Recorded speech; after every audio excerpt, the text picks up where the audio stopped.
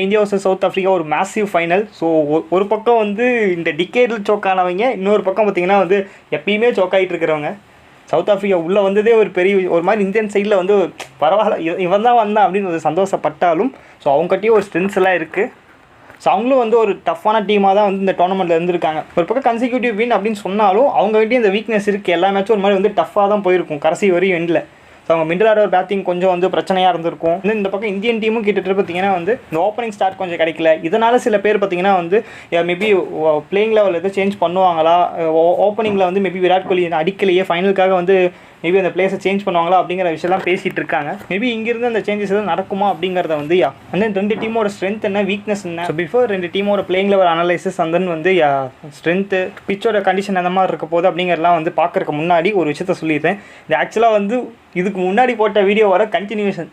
நான் பாட்டு ஃப்ளோவில் வந்து எல்லாத்தையும் பேசுகிறேன் அப்படின்னு சொல்லி பார்த்தீங்கன்னா ஒரு 45 நிமிஷம் வீடியோவாக பேசி அறுத்து போச்சு. அப்புறம் கடைசியாக எடிட் பண்ணும்போது தான் தெரியுது, நீ இவ்வளோ நேரம் பேசும்போது ஒரு மாதிரி அங்கங்கே நெஞ்சு அடைச்சிது, இப்போ தான் புரியுது ஏன் அப்படின்னு. சொன்னால வந்து உங்களுடைய முதல் நிலையை கருதி அதை வந்து நான் கட் பண்ணி போட்டேன். அது ஆக்சுவலாக வந்து ஃபுல்லாக அந்த வீடியோ வந்து வெதர் ரிப்போர்ட்ஸ் படி இருக்கும். ஏன்னா மேட்ச் வந்து மழை பெய்கிற மாதிரி பார்த்தீங்கன்னா வந்து சொல்லிட்டு இருக்காங்க. ஸோ ட்ரெயின் உள்ளே வரும். அந்த ரிசர்வ் டே வச்சுருக்காங்க, சண்டே அடுத்த நாள் இருக்குது. பட் என்ன பிரச்சனைனா அந்த நாளும் பார்த்தீங்கன்னா வந்து மழையால் அஃபெக்ட் ஆகிற சான்ஸ் இருக்குது அப்படிங்கிற மாதிரி சொல்லியிருக்காங்க.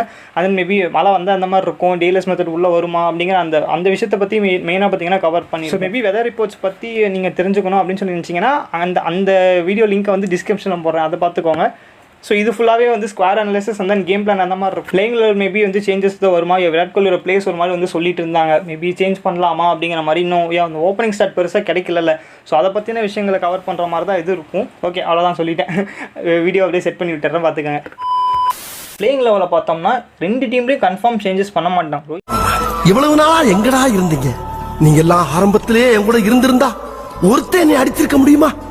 இல்லாதனால தானடா அம்புட்டு அடி. உங்களால எனக்கு ஒரு விடிவு காலம் பிறந்துருச்சா? உன்னை ரோஹித் சர்மா வந்து இந்தியா வர்சஸ் ஆஸ்திரேலியா மேட்ச் முடியும் போதே சொல்லிட்டார் ப்ரெசன்டேஷன்லேயே, நல்லா போயிட்டுருக்கு, எதுவுமே இங்கேருந்து பண்ண மாட்டோம் அப்படின்னு சொல்லிட்டு.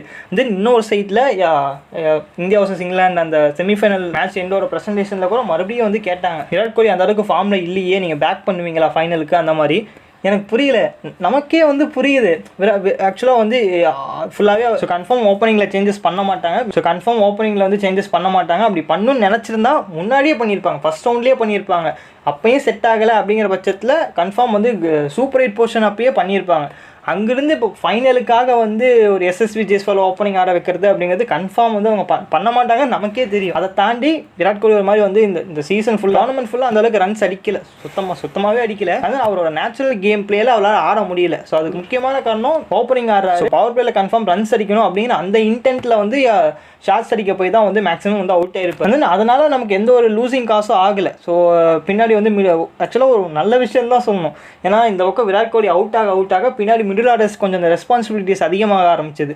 சூரியகுமார் யாதவ் மறுபடியும் அவருக்கு கொஞ்சம் டைம் கிடச்சிது, என்னால் இங்கேருந்து அடிக்க முடியும். அந்த ரிஷப் பந்த் கொஞ்சம் அந்த ஃப்ரீடமாக அவர் கொஞ்சம் பேட் ஃப்ளோ விட்டார், அங்கங்கே லூஸ் தரமாக வந்து சுற்றி அவுட் ஆனாலும் ஒரு மாதிரி நல்லா இருந்தது பார்க்க. பொதுவாக நமக்கு தான் வந்து ப்ரெஷராக இருக்கும், ஐயோ விக்கெட் இது போயிட போகுது அப்படின்னு சொல்லிட்டு. பட் ரிஷப் பந்த் ஆடும்போது எல்லாத்துக்குமே எதிரில் இருக்கிற எல்லா ஃபேன்ஸுக்கும் பயமாக இருந்தது, என்னடா அவன் இப்படி சுற்றுறான் அப்படின்னு. ஸோ அது ஒரு ஸ்ட்ரைட் ஃபார்வர்ட் மூவ் கிடச்சிது. ஏன்னா இது எல்லாமே வந்து முக்கியமான காரணம் விராட் கோலி ஓப்பன் ஆடினது தான். ஓப்பனிங் ஆடினது செட் ஆகலை, அது ஒரு ரீசன். இருந்தாலும் மிடில் ஆர்டர் ஒரு மாதிரி ஸ்ட்ராங் ஆகிட்டாங்க. ஸோ அவர் அடிக் பண்ணியா பார்த்தீங்கன்னா கொஞ்சம் இன்னிங்ஸ் கிடச்சிது, நமக்கே இப்போ ஒரு மாதிரி வந்து ட்ரஸ்ட்டாக இருக்குது. ஸோ ஒரு வேலை இங்கேருந்து விராட் கோலி அடித்தாதான் வந்து நமக்கு கொஞ்சம் அதிசயம். அடிக்கலை, அவர் அவுட் ஆகிட்டாரு அப்படிங்கும்போது இதே மாதிரி வந்து அவர் ட்ரை பண்ணி ஒரு 2-3 6 அடித்தாவே போதும், பெருசாக எக்ஸ்பெக்டேஷனில் எதுவும் இல்லை. அவர் இதுக்கு முன்னாடி என்னென்ன பண்ணணுமோ எல்லாமே முன்னாடியே பண்ணிட்டார். பட் அந்த வேர்ல்டு கப் லைட்டாக வந்து மிஸ் ஆகிருக்கு அவருக்கும் சரி, இந்த பக்கம் ரோஹித் சர்மாவுக்கும் சரி. ஸோ இவ்வளோ வருஷமாக வந்து ஒவ்வொரு ஐசிசி டோர்னமெண்ட்ஸ்லையும் அவரால் இந்தியன் டீமுக்கு என்னென்ன பண்ண முடியுமோ எல்லா டைம்லையும் வந்து பண்ணிட்டார். ஒரு ப்ரெஷர் கேமாக இருக்கட்டும், இல்லை ஒரு நாக் அவுட் கேமாக இருக்கட்டும், பரவாயில்ல, அவ்வளோ ட்ரை பண்ணி அவ்வளோ பெஸ்ட்டு கொடுத்து அவர் பெர்ஃபார்ம் பண்ணி கிடைக்காத வேர்ல்டு கப் இவ்வளோ பண்ணிட்டார்ல. இப்போ பெர்ஃபார்ம் பண்ணாமே சும்மாவே வாங்கிட்டு போட்டு என்ன தப்பு. ஸோ அப்படிங்கிற ஸ்டேட் ஆஃப் மைண்டுக்கு நம்மளே வந்துட்டோம். இவனுங்க எக்ஸ்பர்ட்டுங்கிறானுங்க, கொஞ்சம் கூட அர்த்தமே இல்லாமல். இங்கேருந்து நீங்கள் விராட் கோலியோட ஃபார்ம் மோசமாக இருக்குது, விராட் கோலி இது ஃபைனலில் மாற்றுவீங்களா? ஸோ கன்ஃபார்ம் சேஞ்சஸ் பண்ண மாட்டாங்க. விராட் கோலி பொசிஷன் மட்டும் கிடையாது, டீமில் எந்த பிளேஸ்லையுமே சேஞ்ச் பண்ண விட்டார். ரோஹித் சர்மாவும் சொல்லிட்டார். அந்த ராகுல் டிராவிட் இன்னொரு சைடில் கன்ஃபார்ம் விராட் கோலியோட அந்த பெஸ்ட் இன்னிங்ஸ் வந்து ஃபைனலில் நீங்கள் பார்க்கலாம் அப்படிங்கிற மாதிரி சொல்லியிருந்தார். தென் ரோஹித் சர்மாவும் சரி, ஒருத்தன் 5 வருஷமாக கிரிக்கெட் ஆடிட்டு இருக்கான். ஸோ அதுவே அந்த ஒரு டைம் லைனே போதும்.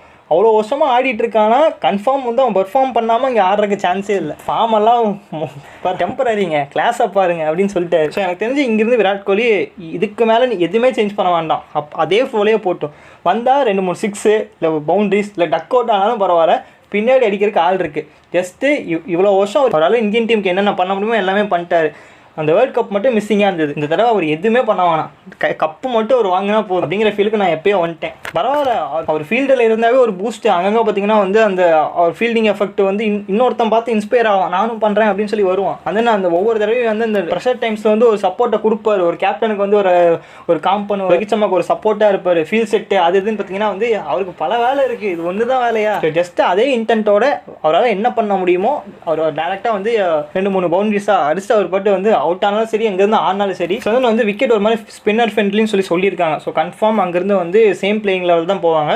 சேஞ்சஸ் இந்தியன் சைட்லேருந்து வாய்ப்பே கிடையாது. இன்னொரு சைடில் சவுத் ஆஃப்ரிக்காவை பார்த்தோம்னா ஸோ அவங்களும் பார்த்தீங்கன்னா வந்து சேம் பிளேயிங் லெவல் தான் போவாங்க. பிகாஸ் அவங்க பெஞ்சில் இருக்கிற பிளேயர்ஸை உள்ளே வச்சு அவ்வளோ பெரிய யாரும் பெஞ்சில் இல்லை. ஸோ கன்ஃபார்ம் அவங்க ஃபைனல் வேணுண்டா அப்படின்னு. ஸோ கன்ஃபார்ம் வந்து அவங்களோட பிளேயிங் லெவலையும் கன்ஃபார்ம் இந்த 2 டீமோட பிளேயிங் லெவலையுமே 200% சேஞ்சஸ் வரதுக்கான சான்சஸ் ரொம்ப கம்மி. மேபி ஏதோ சடனாக இன்ஜூரி அப்படிங்கிற அந்த ரீசன் தாண்டி வேறு எந்த காரணமும் கன்ஃபார்ம் இருக்காது. கேம் பிளானை பொறுத்தவரையும் சவுத் ஆஃப்ரிக்காவோட பயங்கர ஸ்ட்ரென்த்தே வந்து அவங்களோட ஃபாஸ்ட் பவுலர்ஸ் தான். ஸ்பின்னர்ஸ் இப்போதைக்கு மகாராஜ் வந்து சம்சி பார்த்தீங்கன்னா வந்து யூஸ் பண்ணிட்டு இருக்காங்க. விக்கெட் ஒரு மாதிரி வந்து ஹெல்ப் இருக்குது பார்பஸ்டனை பொறுத்தவரையும் ஸ்பின்னர்ஸுக்கு. பட் அதை தாண்டி அந்த இனிஷியல் பேஸில் மார்க்கோ யான்சன், அதுக்கப்புறம் இன்னொரு சைடில் ரபாடா. ஸோ அவங்க எப்படியாவது அந்த பவர் பிளே மட்டும் விக்கெட் விடாமல் இந்தியன் பிளேயர்ஸ் வந்து ஆடிட்டாங்கன்னா அங்கிருந்து மேபி அதுக்கப்புறம் பார்த்தீங்கன்னா ஒரு 7-8 ஓவர்ஸ் வந்து நம்ம அதுக்கப்புறம் வந்து ஸ்டார்ட் அப் பண்ண ஆரம்பிச்சிக்கலாம். அந்த ஸ்பின்னர்ஸ் இருக்காங்க, Shamsi and then Maharaj. So நம்மளோட மிடில் ஆர்டர்ஸும் ஒரு மாதிரி வந்து ஆல்ரெடி வந்து அந்த மாதிரி ஸ்பின்னர்ஸ் அடிக்கக்கூடிய கேப்பபிலிட்டி இருக்கிற மாதிரி தான் இருக்கு. மேபி ஒரு சிவம் துபி ஆட்டலாம். போன மேட்ச் ஒரு மாதிரி இல்ல நோமா ஹோட்டலுக்காரருக்கு தெரிஞ்ச இந்த பால் பவுடர் மாதிரி கூட தெரிய மாட்டேது. நீ எல்லாம் பாஷா பாயிட்டு எப்படிதான் பாடி கார்டா இருந்தியோ, இதுல வேற சிங்க வேலையை சேர்த்து ரெக்கமெண்டேஷன் வேற. டேய் ப்ளீஸ் ரா, ஒரு 2 ரன்னாவது ஆடுறா. உனக்கு ஆடவும் தெரியல, சரி பேசாம உக்காடுறானா கேட்கவும் மாட்டேங்கிற. போட, எல்லாம் எங்களுக்கு தெரியும். என்ன தெரியுமோ அந்த காலே வரல. பட் மேபி கொஞ்சம் ஃபைனலில் வந்து இந்த மாதிரி எதுவும் பண்ணாமல் ஒன்றும் பண்ண வேணாம், ஒரு 2-3 சிக்ஸ் அடிச்சுட்டு அவன் பாட்டு அவுட் ஆனால் போதும். நல்ல வேலை போன மேட்ச்சில் அவுட் ஆகிட்டான். நிற்கிறங்கிற பேரில் ஏதோ பாலகிது சாப்பிடல. தூவியை பொறுத்தவரையும் எனக்கு ஒரே ஒரு மைண்ட் செட் தான், படுதா நீ பாட்டு அடி, ஒன்றுமே வேணாம். ரொட்டேஷன் பண்ணுற சிங்கிளும் ரன்னும் அவ்வளோ சீக்கிரம் ஓட மாட்டேங்கிறாப்புல. ஸோ அதெல்லாம் எதுவுமே வேணாம். ஃபுட்வொர்க்கு தான் வரலன்னு பார்த்தா ரன்னிங்கும் வராது போல். இந்த 1-2 அதெல்லாம் அந்த கேமே வேணாம். அடித்தா 6-4 அடிங்க, இல்லைனா டக்குன்னு கேட்சை கொடுத்துட்டு உள்ளே போயிருங்க. அடுத்து வரவங்க கொஞ்சம் பால் வேறு பத்தாமல் இருக்குது. ஹர்திக் பாண்டியா ஸ்பின்னர் சூப்பராக ஆடுவார். சூரியகுமார் யாதவும் பார்த்தீங்கன்னா வந்து நல்லா ஆடுவார். ரோஹித் சர்மா நல்லா ஃப்ளோவில் இருக்காப்புல. ஸோ அதான் அந்த ஓப்பனிங் செட் ஆகும். அந்த ஓப்பனிங் இந்த பவர் பிளேயில் மட்டும் கொஞ்சம் ரன் இல்லைனா கூட பரவாயில்ல, ரபாடா அண்ட் தென் வந்து மார்க்கோ ஜான்சனை கொஞ்சம் டிஃபெண்ட் பண்ணி ஆடிட்டாங்கன்னா அங்கேருந்து கேம் ஈஸியாக பண்ணிக்கலாம். பிகாஸ் அவங்களுக்கு டெப்த் ஓவர்ஸில் வந்து அந்தளவுக்கு வந்து கான்ஃபிடன்ஸ் கிடையாது அவங்க பவுலர்ஸை பொறுத்தவரையும். அண்ட் தென் ஆண்ட்ரஸ் இருக்கார். பட் அவர் என்னன்னா அந்த ஸ்பீடு பிரச்சனை அது ஒரு இது இருக்குது. ஸோ மற்ற கேம்ஸில் நல்லா பண்ணியிருக்காரு. பட் இருந்தாலும் கன்ஃபார்மாக இந்தியன் பேட்டர்ஸ் வந்து அந்த ஸ்பீடை யூஸ் பண்ணுவாங்க அப்படிங்கிறது எனக்கு ஒரு லைட்டாக கொஞ்சம் தோணுது. சொன்னால் அவர் கொஞ்சம் மேபி பெரிய காசாக இருக்க மாட்டார். மார்க்கோ யான்சனுக்கு என்ன ஒரு அட்வான்டேஜ்னா அந்த ஹைட்டு. ஸோ அந்த ஹைட்லேருந்து அந்த ஆர்மில் ரிலீஸில் வரும்போது பார்த்தீங்கன்னா கரெக்டாக அந்த லென்த் அடிக்கும் போது கொஞ்சம் அந்த எக்ஸ்ட்ரா பவுன்ஸ் அவருக்கு கொஞ்சம் கிடைக்குது. ஸோ அதுதான் ஒரு பெரிய ட்ரபுளாக இருக்குது. அதை அட்ஜஸ்ட் பண்ணிட்டோம்னா அவரும் பார்த்தீங்கன்னா பெருசாக அந்தளவுக்கு வந்து எதுவும் பயங்கரமாக எதுவும் அஃபெக்ட் பண்ண மாட்டார். ரபரா ஒருத்தர் இருக்கார், அவரை மட்டும் கொஞ்சம் பார்த்தாரணும். மற்றபடி அவங்களோட பவுலிங் யூனிட்டை பொறுத்தவரையும் பவுலிங்கும் சரி பேட்டிங்கும் சரி ஒரு மாதிரி வந்து நார்மல் தான். ஸோ அவ்வளோ ஆல்ரவுண்டர்ஸும் கிடையாது. ஒரு மாதிரி வந்து சம்ஷி, மகாராஜ், ரபரா, அதுக்கப்புறம் நார்ஜு, மார்க்கோ ஜான்சன் எப்போயாவது மேபி வந்து ஸ்பின்னர் ஃப்ரெண்ட்லி அப்படிங்கிற இருக்கனால கன்ஃபார்ம் மார்க்கில் உள்ள வருவார், அவங்கள பார்த்து ஆடிடுவாங்க. ஸோ அவங்களோட பவுலிங் யூனிட்டே அவ்வளோதான். ஸோ இதுலேயே முடிஞ்சிடும். அண்ட் தென் பேட்டிங்கும் பார்த்தீங்கன்னா ஒரு அட்வான்டேஜ் என்னன்னா இந்தியன் டீம் பொறுத்தவரையும் டிகாக்கு அண்ட் தென் வந்து டேவிட் மில்லரு, கிளாசன். ஸோ இந்த 3 விக்கெட் எடுத்துட்டோம்னா அங்கேருந்து மார்க்கரமும் சரி அவன் எப்படி சொல்ல முடியாது அவன் ஆடுவானா ஆட மாட்டானா அப்படிங்கிற மாதிரி. ஸோ கொஞ்சம் இன்கன்சிஸ்டன்ட்டாக இருந்திருக்காப்புல மார்க்கரம் டோர்னமெண்ட் ஃபுல்லாகவே. அது நார்மலாகவே அப்படி தான், டோர்னமெண்ட்டு அந்த மாதிரி தான் இருந்திருக்கு. அண்ட் தென் மார்க்கோ யான்சன் நம்ம பேட்டிங்கில் அந்தளவுக்கு சொல்ல முடியாது, பட்டாப்படும். இன்னொரு சைடில் வந்து கிளாஸனே கிட்டத்தட்ட அதே ரேஞ்சு தான். பட் அந்த பவர் ஹிட்டிங் கொஞ்சம் இருக்குது. அந்த கிரவுண்டை பொறுத்தவரையும் அந்தளவுக்கு வந்து சின்ன கிரவுண்ட் இல்லை. ஸோ ஒரு மாதிரி கொஞ்சம் பெருசு. கிளாஸனை பொறுத்தவரையும் கேம் பிளான் வந்து 2-3 சிக்ஸ் அடித்தாலும் பரவாயில்ல, அழகாக அப்படியே குல்தீப் வந்து அப்படியே தூக்கி போட்டார்னா ஒன்று குல்தீப் போகிற அந்த லோ பவுன்ஸில் பார்த்தீங்கன்னா ஸ்டெம்ப் அடிக்கும். இல்லை எங்கேயாவது மிஸ்டைம் ஷாட் வந்து ஒரு ரிஷப் பந்துக்கோ இல்லை பார்த்தீங்கன்னா வந்து சைட் ஆஃப் த கிரவுண்டில் எங்கேயாவது ஒரு கேட்ச் போகும். ஸோ கிளாஸனை பொறுத்தவரையும் அடிக்க விட்டு எடுக்கலாம், ஒன்றும் பிரச்சனை கிடையாது, 2-3 6 போனாலும் பரவாயில்ல அப்படின்னு. ஸோ அது ஒரு ஸ்ட்ரைட்டாக பார்த்துருப்பாங்க. வந்து டீகாக்கு இந்த அவுட் சைட் ஆஃப் த ஸ்டெம்பில் போகிற பால்ஸ் கொஞ்சம் பார்த்தீங்கன்னா கொஞ்சம் ட்ரபிள் பண்ணுவார். கொஞ்சம் பால் வெளியே போச்சுன்னா ஹர்ஷ்தீப் கொஞ்சம் இந்த டோர்னமெண்ட்டில் அந்த மாதிரி டெலிவரிஸை கொஞ்சம் பக்காவாக போட்டிருக்காப்புல. ஸோ எனக்கு தெரிஞ்சு இனிஷியலாக அவரோட விக்கெட் எப்படியே பிளான் பண்ணி எடுத்துட்டோம்னா அங்கேருந்து பார்த்தீங்கன்னா கொஞ்சம் கேம் ஈஸியாகிடும். வந்து டேவிட் மில்லர், ஸோ அவர் ஒரு பெரிய காசாக இருப்பார். ஏன்னா ஒவ்வொரு டைமும் கன்ஃபார்மாக பார்த்தீங்கன்னா வந்து ப்ராமிஸாக வந்து ஆடி கொடுத்துருக்காரு எப்போல்லாம் சொதப்புறாங்களோ. ஸோ அவரோட விக்கெட் கொஞ்சம் மெயினாக இருக்கும். மேபி அவர் விக்கெட் கிடைக்கலனா கூட பின்னாடி இன்னொரு எண்டில் நம்ம வந்து அவன் ஆடிட்டு போகிறான் அப்படின்னு சொல்லி பார்த்தீங்கன்னா ஸ்ட்ரைக்கை மாற்றிட்டு அடுத்த அந்த பக்கம் நான் ஸ்ட்ரைக்கரில் இருக்கிற பேட்ஸ்மேனை ஸ்ட்ரைக் கொண்டு வந்து அவனை எடுத்துகிட்டு போயிடும். அவங்களோட பேட்டிங் மார்க்கோ யான்சன் அதுக்குள்ளேயே முடிஞ்சிடும். அந்த ஸ்டப்ஸை வந்து நம்ம அவருமே ஒரு மாதிரி வந்து என்ன மாதிரி பிளேயர்னே இன்னொரு எனக்கு கொஞ்சம் கன்ஃபியூஷன் ஆகி போச்சு. கொஞ்சம் ஒரு மாதிரி வந்து இப்படி ஆடுவான் அப்படி ஆடுவான்னு சொன்னாங்க. பட் அந்தளவுக்கு அவரும் பார்த்தீங்கன்னா அந்த பெர்ஃபார்மன்ஸை கொடுக்கல. இந்த பொசிஷனில் வேறு ஆள் இல்லையே அப்படின்னு சொல்லி ஆட வச்சமா லைட்டாக எனக்கு தோணிட்டு இருக்கு. ஸோ அவங்களோட பேட்டிங் யூனிட் ஒரு simple batting unit. Indian team மாதிரி வந்து அந்த ஆல்ரவுண்டர்ஸ் அந்தளவுக்கு வந்து கிடையாது. ஸோ லாஸ்ட்டு 4 பவுலர்ஸ் தான், Nortje, Maharaj, Shamsi and then Rabada.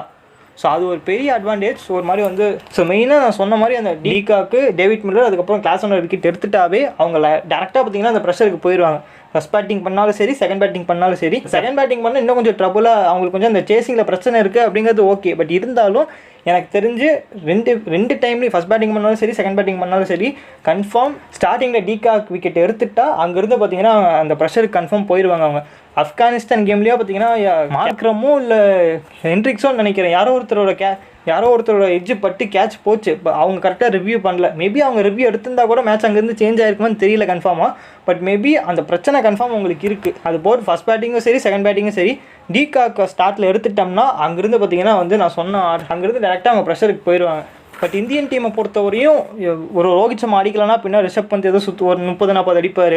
அதுக்கு பின்னாடி அவரும் அடிக்கலன்னா சூரியகுமார் இல்லை வந்து ஹர்திக் பாண்டியா இல்லை அக்ஷர் பட்டேல் ஒரு 20-30 அப்படின்னு சொல்லி பார்த்தீங்கன்னா கன்ஃபார்மாக யாரோ ஒவ்வொரு தடவையும் அடிச்சு கொடுத்துருக்காங்க. ஸோ அந்த விதத்தில் கன்ஃபார்ம் வந்து எல்லா பேட்ஸ்மேன்ஸும் ஒரு கான்ஃபிடன்ஸில் இருப்பாங்க. ஸோ அந்த பர்ஃபார்மன்ஸ் ஒவ்வொரு தடவையும் அவங்க பண்ணியிருக்கனால ஹர்திக் பாண்டியாவை இப்போ ரீசெண்ட் டைமில் பயங்கரமாக பிறந்துட்டு இருக்காப்புல. ஸோ டாஸ் எனக்கு தெரிஞ்சு அவ்வளோவா மேபி மெயின் ஃபேக்டராக இருக்காது. ஏன்னா கன்ஃபார்ம் டியூ வர போகிறது கிடையாது. அதன் வெதரால் பார்த்தீங்கன்னா எவ்வளோவாலாம் இல்லை, கன்ஃபார்ம் பிச்சை வந்து அஃபெக்ட் ஆக போகிறது கிடையாது. ஸோ டாஸ் ஃபஸ்ட் பேட்டிங் பண்ணுற மாதிரி இருந்தாலும் சரி, செகண்ட் பேட்டிங் பண்ணாலும் சரி, கன்ஃபார்ம் ரோஹித் சர்மா எனக்கு தெரிஞ்சு வந்து அவர் செமிஃபைனலில் அந்த ஐடியாவை வச்சு எனக்கு கன்ஃபார்ம் தெரிஞ்சிருச்சு.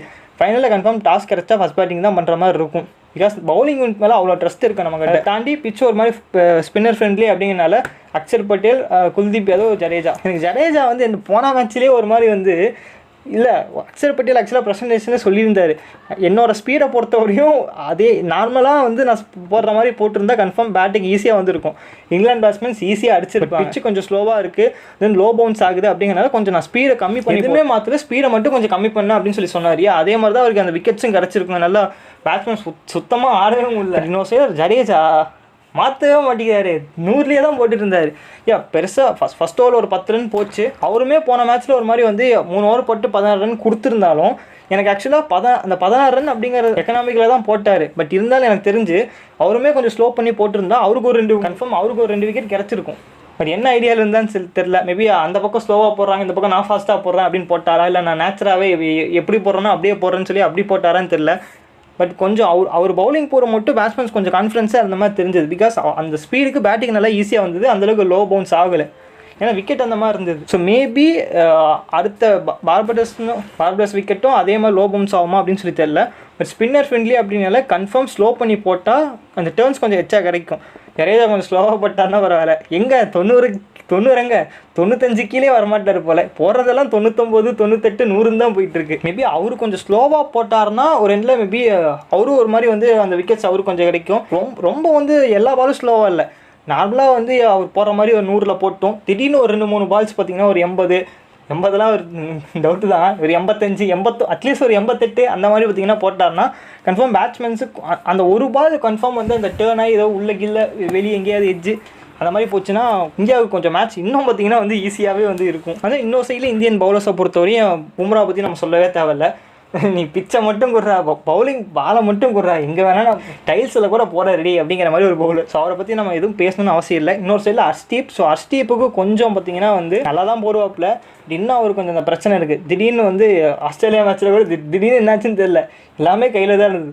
ஃபுல் டாஸாக போட்டுட்டு இருந்தார்.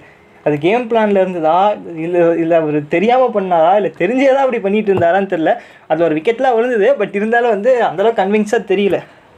இதே ஃபுல் டாஸ் சவுத் ஆஃப்ரிக்காவில் போட்டாங்கன்னா போட்டு அடிச்சிருவாங்க கிளாஸ்ன்னு டேவிட் மில்லர்லாம். ஸோ அவரோட நார்மல் கேம்லேயே போனான்னா கொஞ்சம் நல்லாயிருக்கும். இல்லை வேறு ஏதோ கேம் பிளான் உள்ளே வச்சுருந்தாரான்னு தெரில. மேபி அப்படி வச்சுருந்தாலும் ஓகே. பெருசாக வந்து அப்படி ஒரு வேளை இல்லை, இது வந்து அன்கண்ட்ரோலபுளாக போயிட்டுருக்கு அப்படிங்கிற மாதிரி இருந்தால் கொஞ்சம் அவர் சேஞ்ச் பண்ணணும். ஹர்திக் பாண்டியா வந்து மிடில் ஓவர்ஸில் கரெக்டாக வந்து எப்போ வந்து மிடில் ஓவர்ஸ்லேயும் சரி, அதில் வந்து பவர் பிளேயில் கூட பார்த்திங்கன்னா சம்டைம்ஸ் வந்து ரோஹித் சர்மா வந்து ட்ரஸ்டடாக கொடுக்குறாரு.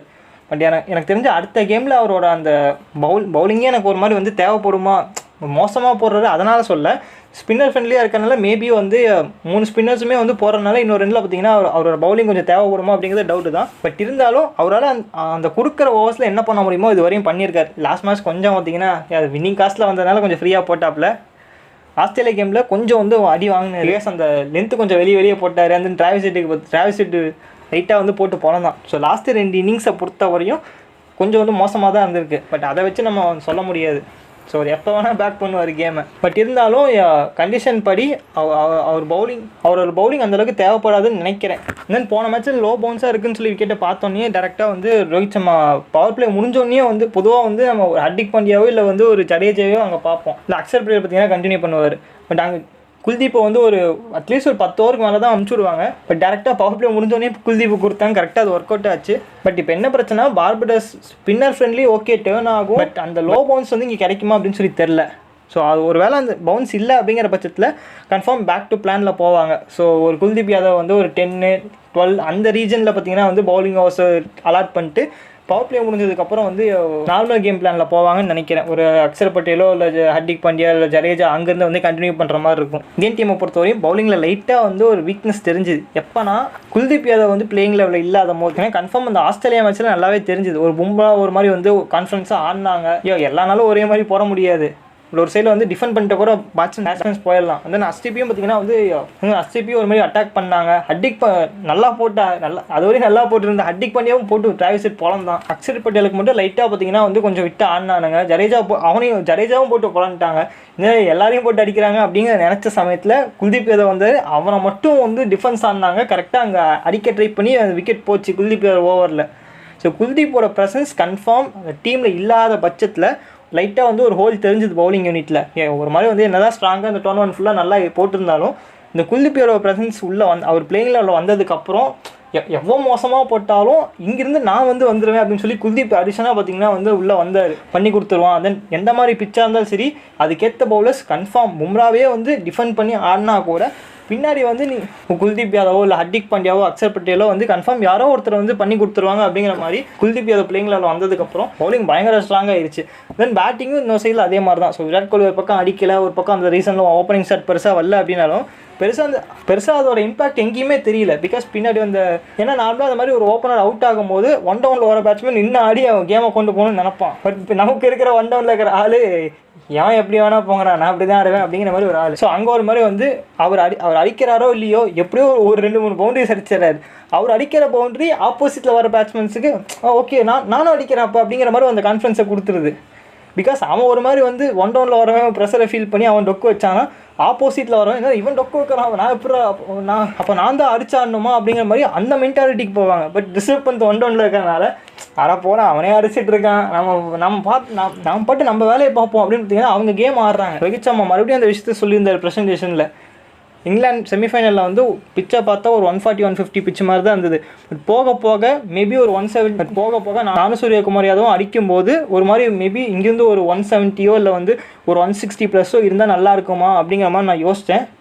பட் பெருசாக அது வந்து டீம் மெம்பர்ஸ் கிட்ட வந்து யார்ட்டையுமே நான் சொல்ல ரைட்டாக அந்த தாட் எனக்கு வந்துச்சு. மேபி ஒரு 160+ 170 போச்சுன்னா ஒரு மாதிரி வந்து கொஞ்சம் பெட்டராக இன்னுமே இருக்குமா அப்படிங்கிற மாதிரி வந்து அவருக்கு யோசிச்சுட்டு இருந்தான். பட் பெருசாக யார்ட்டையும் சொல்லலை. பிகாஸ் நான் ஒரு வேளை அந்த டார்கெட்டை வந்து இதுதான் பார் ஸ்கோர் இதுதான் அடிக்கணும்னு சொல்லிட்டானா அவங்க வந்து அந்த டார்கெட்டுக்கு போயிடுவாங்க. ஸோ கன்ஃபார்ம் இங்கேருந்து வந்து ஒரு கேப்டன் சொல்லிட்டாரு ஒரு 170 அடிச்சே ஆகணும், ஒரு அவங்களோட ஃப்ரீ கேமில் போக முடியாது. ஸோ நான் வந்து இதுதான் தம்பி சும்மா ஒரு பேச்சுவார்த்தைக்கு ஒரு 170 இதுதான் நல்லாயிருக்குன்னு சொன்னால் கூட பிளேயர்ஸ் வந்து அவங்களோட கேம்லேருந்து ரெஸ்ட்ரிக்ட் பண்ணி அங்கேருந்து வந்து ஐயோ கேப்டன் சொல்லியிருக்காரு மேபி இருக்கும், ஸோ கன்ஃபார்ம் இங்கேருந்து வந்து அந்த டார்கெட் அதுக்காக போகணும் அப்படின்னு சொல்லி பார்த்தீங்கன்னா வந்து ட்ரை பண்ண போய் அது ஏதோ பிரச்சனையாயிரும். ஸோ அவங்களோட நேச்சர் ஆஃப் த கேமில் அவங்க ஆட முடியாது. கரெக்டாக அந்த காம்னஸ் அவர் மெயின்டைன் பண்ணி அதை அவருக்குள்ளேயே அதை அடக்கி வச்சுருந்தார். கரெக்டாக நினச்ச மாதிரி ஒரு 170 ஸ்கோர் வந்துச்சு. ஸோ அவர் இந்த விஷயத்த சொன்னது மூலியமாகவே தெரிஞ்சிருச்சு. பெருசாக வந்து இதுதான் அடிக்கணும், இப்படி தான் நீங்கள் ஆடணும் அப்படிங்கிற மாதிரி எந்த ஒரு ரூல்ஸுமே எங்கேயுமே ஃபாலோ ஆகலை. ஸோ அவங்களோட கேமை நீங்கள் போய் ஆடுங்க அப்படிங்கிறத ஒரு மெயின் ரூல்ஸாக இருந்திருக்கு. விராட் கோலி ஏன் இவ்வளோ அக்ரெஷனாக ஆடுறாரு எனக்கு ஒரு பக்கம் டவுட்டாக இருந்தது. மேபி வந்து நீங்கள் அடிச்சாருங்க அப்படிங்கிற மாதிரி யாரோ சொல்லியிருப்பாங்களா அப்படிங்கிற மாதிரி. பட் அவர் இந்த வார்த்தையை சொன்னோடனே எனக்கு புரிஞ்சிருச்சு. ஸோ அவர் ஓப்பனிங்கில் ஆடுறாரு, ஸோ கன்ஃபார்ம் வந்து அடிச்சாரணும் வந்து ஐபிஎல் அந்த மாதிரி நம்ம பண்ணியிருக்கோம் அப்படிங்கிற அந்த இன்டென்ட்டை வந்து இங்கே கொண்டு வர ட்ரை பண்ணுறாரு. ஸோ அது கொஞ்சம் வந்து சில சமயத்தில் வந்து கண்டிஷன் ஒரு மாதிரி வந்து அவருக்கு ஃபேவராக போகல. அந்த கொஞ்சம் லக்கும் பார்த்தீங்கன்னா அங்கே கொஞ்சம் அன்ஃபேவராக இருந்தது. ஃபுல் அண்ட் ஃபுல் அவரோட இன்டென்ஷனில் தான் அந்த மாதிரி ஒரு பேட்டிங்கை காமிச்சிருக்காரு. ஸோ மற்றபடி வந்து யாரோட அந்த ஒரு அட்வைஸும் இல்லை அப்படிங்கிறது வந்து கன்ஃபார்ம் புரியுது. இங்கே அக்ஷர் பட்டேலுக்கு கூட பார்த்தீங்கன்னா வந்து அவர் கூட வந்து சொல்லியிருந்தது எனக்கு வந்து இங்கே மேபி வந்து ரோஹித் சர்மா வந்து ஒரு ஜடேஜா கூட போய் சொல்லியிருக்கலாம், ஸோ நீங்கள் கொஞ்சம் ஸ்லோவாக போடு ஒரு மாதிரி. பட் அங்கே கூட வந்து அவர் எதுவுமே ரெஸ்ட்ரிக்ட் பண்ணல. நீங்கள் பவுலர் ஸ்பாட் வந்து நீங்கள் உங்களோட கேமை போடுங்க, ஃபீல் செட் நான் மாற்றிக்கிறேன், உங்களுக்கு ஏதாவது வேணுமா. அங்கே லைட்டாக அந்த சின்ன சின்ன ஐடியாஸை தாண்டி பெருசாக வந்து நீ இப்படி தான் பண்ணணும், இதை பண்ணக்கூடாது அப்படிங்கிற மாதிரி எந்த ஒரு ஃபோர்ஸுமே இல்லை. ஸோ அவங்களோட கேம் ஆடுறாங்க. அக்ஷர் பட்டேலுக்கு வந்து தோனி இருக்குது, அந்த பிச் ஒரு மாதிரி ஃப்ளோவாக இருக்குது, ஸோ ஸ்லோவாக போட்டால் நல்லாயிருக்கும் அப்படின்னு சொல்லி அவரோட இன்டென்ஷனில் அவர் பண்ணியிருக்காரு. ஸோ ஃபுல் அண்ட் ஃபுல் அவங்களோட அந்த ஒரு ஐடியாஸில் தான் போயிட்டுருக்கு.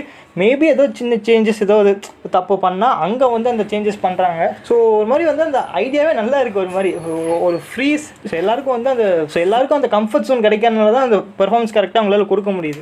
இந்த இந்தியாவோட பிளேயிங் லெவலில் பொறுத்த வரையும் நம்பர் 8 வரையும் பார்த்தீங்கன்னா பேட்ஸ்மேன்ஸ் இருக்குது. ஸோ அது ஒரு சைடில் பார்த்தீங்கன்னா வந்து எல்லாத்துக்கும் ஒரு கான்ஃபிடன்ஸ் பார்த்தீங்கன்னா நம்ம இல்லைனா கூட வந்து நம்மளோட கேமில் நம்ம ஆடலைனா கூட பின்னாடி அவன் வரவன் வந்து கன்ஃபார்ம் வந்து மோசமான நிலைமைக்கு விட மாட்டான், அவன் அடிச்சு கொடுத்துரும் அப்படிங்கிற மாதிரி அந்த கான்ஃபிடன்ஸ் கொடுக்கும். ஸோ அந்த மாதிரி வந்து சுற்றி எங்கேயுமே வந்து அந்த ஹோல் இல்லாத மாதிரி வந்து ஒரு பர்ஃபெக்ட் டீமாக தான் தெரியுது. இன்னொரு சைடில் சவுத் ஆஃப்ரிக்காவில் வந்து அந்த பிரச்சனை இருக்குது அவங்க சைடில். பட் இன்னொரு சைடில் சவுத் ஆஃப்ரிக்காவை பார்க்கும்போது அந்தளவுக்கு வந்து ஃபைனாக தெரியல. பவுலிங் பயங்கர ஸ்ட்ராங் இந்த டோர்னமெண்ட் ஃபுல்லாக இருந்திருக்கு. பேட்டிங்கை பொறுத்த வரையும் ஸோ அங்கே டீகாக் அடிக்கணும், இல்லை மேபி அவன் அடிக்கலை அப்படிங்கிற பட்சத்தில் பின்னாடி கன்ஃபார்ம் ஒரு பிரச்சனை வந்து உருவாகும். அங்கேருந்து டேவிட் மில்லர் அடிச்சாகும். அப்படி அடிக்கலைன்னா பின்னாடி வரவனா அடிக்க மாட்டான் அப்படிங்கிற மாதிரி அந்த செட்டில் தான் இந்த டோர்னமெண்ட் ஃபுல்லாகவே போயிருக்கு. இந்த 2 கீ ஃபேக்டரை தூக்கிட்டாங்கன்னா அங்கேருந்து கேம் ஈஸியாக முடிஞ்சிடும். ஆனால் அவங்களோட பேட்டிங்கை பொறுத்த வரையும் முன்னாடியே சொன்ன மாதிரி 7 பேட்ஸ்மேன்ஸ் தான். ஸோ நார்மல் டீம் தான், அந்தளவுக்கு லாஸ்ட் 4 பவுலர்ஸ் தான். ஸோ அது ஒரு ப்ரெஷர் கன்ஃபார்ம் அவங்க சைடில் ஒரு பக்கம் இருக்கும். ஸோ கொஞ்சம் நம்ம கிட்ட 7 பேட்ஸ்மேன் அப்படிங்கிறத தாண்டி இன்னொரு மெயின் ரீசன் என்னன்னா யாரும் அந்தளவுக்கு ஃபார்மில் இல்லை. ஸோ அது கன்ஃபார்மாக வந்து இனிஷியலாக அந்த விக்கெட் எடுக்கும்போது அந்த ப்ரெஷர் அவங்க மேலே கொடுக்கும். அதை தாண்டி ஃபைனல் ப்ரெஷரு இவ்வளோ வருஷமாக நிறையா சொதப்பியிருக்காங்க. ஸோ அதெல்லாம் பேக் ஆஃப் மைண்டில் வந்து அது ஓடும். பட் சவுத் ஆஃப்ரிக்கா பொறுத்தவரையும் அதெல்லாம் யோசிக்காமல் ஜஸ்ட்டு விக்கெட் போனால் கூட கான்ஃபிடன்ஸாக வந்து அதுக்கப்புறம் வர பேட்ஸ்மேன் எதுவுமே பாஸ்ட் எதுவுமே வேணாம், ப்ரெசென்ட்டை நினச்சி அவங்க பாட்டு அவனுங்க ஆடினானுங்கன்னா ஸோ அவங்களும் ஒரு டஃப் ஃபைட் கொடுப்பாங்க. ஸோ 2 டீமுமே ஓகே. பட் இந்தியன் டீமை பொறுத்தவரையும் கொஞ்சம் வந்து எங்கேயுமே வந்து அந்த வீக்னஸ் இருக்கிற மாதிரி எனக்கு தெரியல. இல்லை என் கண்ணுக்கு தான் அப்படி தெரியுதா, இல்லை உங்கள் கண்ணுக்கு ஏதாவது ஒரு விஷயம் வீக் பாயிண்ட் அப்படின்னு சொல்லி சொல்கிறீங்களா? அப்படி ஏதாவது இருந்தால் அது என்ன அப்படிங்கிறத சொல்லுங்கள் கமெண்ட்ஸில். பட் சவுத் ஆஃப்ரிக்கா பொறுத்தவரையும் நான் கன்ஃபார்ம் ஒத்துக்க மாட்டேன். ஸோ அந்த மிடில் ஆர்டர் பிரச்சனை இருக்குது. என்ன இதை தாண்டி பெரிய பிரச்சனை என்னென்னா அவங்க மொத்தமாக மிடில் ஆர்டர்லேயே பேட்ஸ்மேன் கிட்ட முடிஞ்சிடும். பவுலிங் ஸ்ட்ராங் தான், பட் இருந்தாலுமே எனக்கு நார்ஜ் வந்து அந்தளவுக்கு வந்து பெர்ஃபார்ம் பண்ணுவாரா அப்படின்னு லைட்டாக டவுட்டாக இருக்குது. ரபடா கன்ஃபார்ம் வந்து டஃப்பாக இருக்கும். பட் இன்னொரு சைடில் மார்க்கோ ஜான்சன் ஒரு மாதிரி அட்ஜஸ்ட் பண்ணி ஆடிடுவாங்க அப்படிங்கிற மாதிரி தெரியுது. And then Keshav Maharaj, Shamsi ஒரு மாதிரி வந்து கொஞ்சம் மிடில் ஓவர்ஸில் டஃப் கொடுப்பாங்க. பட் இந்தியன் பேட்ஸ்மேன்ஸை பொறுத்தவரையும் ஸ்பின்னர்ஸை ஈஸியாகவே ஆடுவாங்க. ரிஷப் பந்த் இறங்கி 2-3 சுற்றுனாவே முடிஞ்சிடும். அவுட் ஆனால் கூட ஸோ கன்ஃபார்ம் அந்த ரன் ரேட்டை ஏற்றி ஸ்பின்னர்ஸ் மேலே அந்த ப்ரெஷரை போடுவார். ஸோ பார்ப்போம் என்ன ஆகுது அப்படின்னு. Bye guys. கண்டிப்பாக காப்பாற்றிடுவீங்கல்ல? தெரியாது, ட்ரை பண்ணுறேன்.